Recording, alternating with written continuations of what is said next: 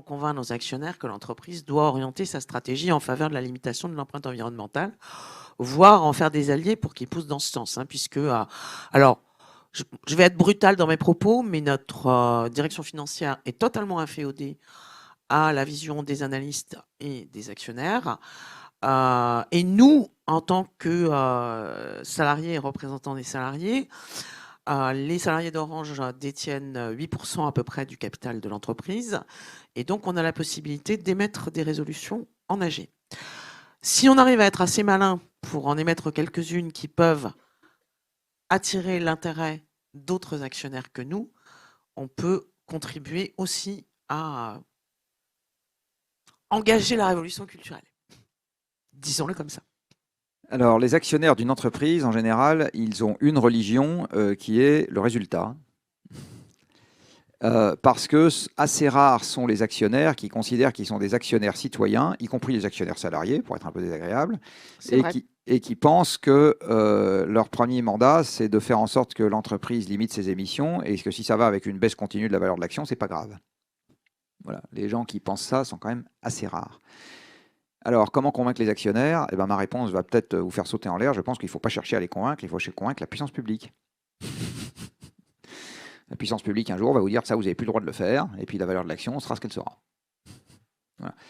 Convaincre les actionnaires, j'y crois pas. Enfin, j'y crois assez peu. Alors, j'y crois dans un seul cas de figure.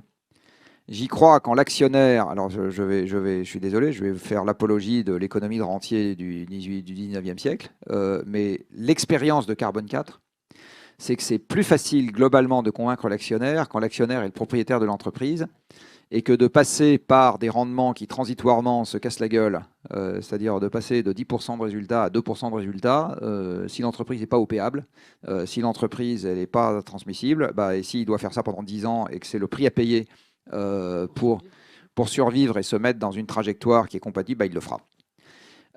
Dans une entreprise qui est cotée, vous avez une dilution, il n'y a pas d'affectio societatis.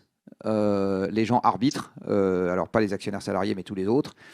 Donc, si vous êtes moins rentable que Michelin, ils iront acheter du Michelin. Et si vous êtes moins rentable, les gestionnaires d'actifs, c'est nos clients aussi à Carbone 4, pardon. Carbone 4, c'est rigolo ça.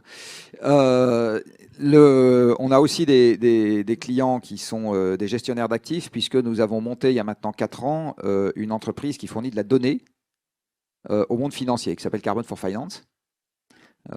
Et on est très très fiers du reste, il y a quelques mois, d'avoir eu notre plus belle prise, qui est les banques centrales de l'Eurosystème. Donc on les a comme clients. Et les entreprises, ces entités du monde financier, on leur fournit de quoi se confronter aux problèmes. Alors c'est pareil, on n'a pas l'ambition de faire la révolution, mais on a l'ambition de les aider à comprendre ce qu'elles font. Ils passent leur temps à faire des arbitrages risque-rendement. Ils ne font que ça. Il faut absolument... qui peut modifier l'arbitrage de risque-rendement? La puissance publique. Donc, les seuls qui peuvent verdir l'économie, c'est la puissance publique. Le monde financier et les actionnaires ne peuvent pas se verdir tout seuls au détriment de leurs propres intérêts d'actionnaires. Ils ne le feront pas. Sauf dans le cas d'actionnaires, encore une fois, propriétaires, qui peuvent accepter pendant un temps d'investir, de passer en résultat net négatif, etc., de bouffer une partie de leur réserve, parce qu'ils pensent que c'est vital, ou parce qu'ils pensent que... voilà. Ils peuvent également faire ce que vient de faire M. Chouinard il n'y a pas très longtemps, c'est-à-dire renoncer à leur profit d'actionnaire, puisque vous savez que Patagonia, les héritiers de Patagonia ne verront pas la queue d'une. Et Chouinard a transmis le capital de son entreprise à une fondation qui reversera la totalité des profits à des œuvres qui luttent contre le réchauffement climatique, notamment. Donc ça, c'est une décision d'actionnaire qui lèse l'intérêt strictement financier de l'actionnaire.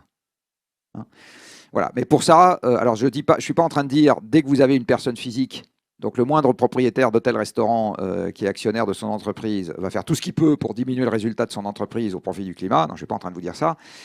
Par contre, je vous dis que c'est de notre observation, plus facile quand même d'avoir des gens qui s'intéressent à la question quand ils ont un horizon de temps très long devant eux.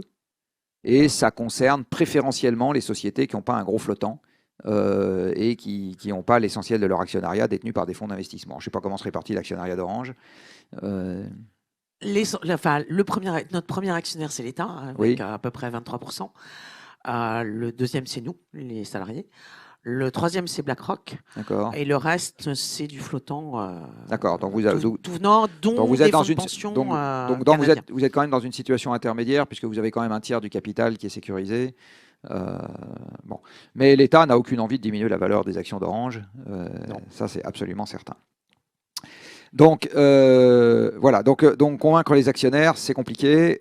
Et du reste, l'État est en conflit d'intérêts dans cette histoire, puisque s'il prend des réglementations pour diminuer votre activité au motif que c'est pas bon pour l'environnement, eh bien, la personne de l'APE se fait remonter les bretelles. Voilà, et Monsieur le maire gueule, surtout que Monsieur le maire adore les licornes et qu'il est quand même totalement fasciné par le numérique.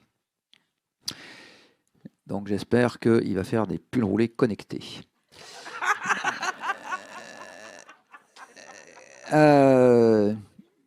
Non, on se moque beaucoup de lui et de ses cols roulés. En fait, pour une fois, il a dit un truc intelligent. C'est évident que de s'habiller plus chaudement plutôt que de monter le thermostat par les temps qui courent, c'est un truc intelligent. Ça, c'est clair. Disons que le problème, c'est que les choses intelligentes qu'ils nous disent, elles tombent tellement sous le sens que pour un certain nombre d'entre nous, on avait déjà l'impression d'avoir compris tout seul depuis très longtemps. Oui, oui. Non, c'est surtout que c'est pas tellement relié à une politique globale qui serait lisible. Voilà, et donc il se prend le retour de bâton à cause de ça, et ça, malheureusement, c'est la loi du genre.